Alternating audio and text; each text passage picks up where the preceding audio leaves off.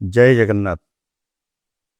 ओडिशा दिवस अवसर रे प्रत्येक ओडिशावासी एवं राज्य बाहर तथा विदेश रे रहुतबा प्रवासी ओडिया भाई भूणी मानू मोर अभिनंदन और शुभेच्छा।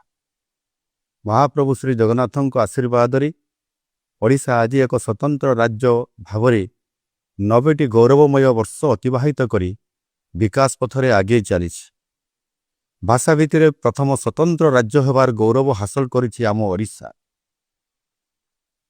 एभली उपलब्धि हासिल पई आमर बरपुत्र माने अनेक संघर्ष करथिले।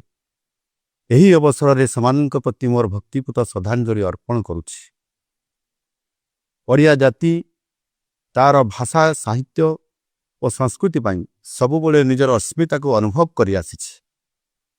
जगन्नाथंकर भक्ति रे ओडिसी संगीतर रागरे एवं ओडिसी संबलपुरी और विभिन्न आदिवासी नृत्यर छंदरे ओडिया जाति निजर परिचय को उज्जवल करि आसिछि।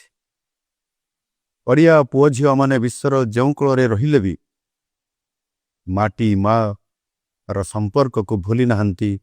विदेश माटी रे ओडिया पर्व पर्वाणी पालन करी ओडिया खाद्यर बास्नारे निजको हजाई दे निजर मौलिक सत्ता सहित जोड़ी हो रही।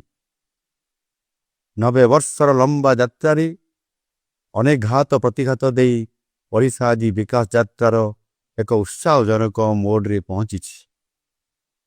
एक नुआ आशा नुआ भरोसा और विश्वासर सहित एक नुआ इतिहास लिखा अग्रसर होइछि।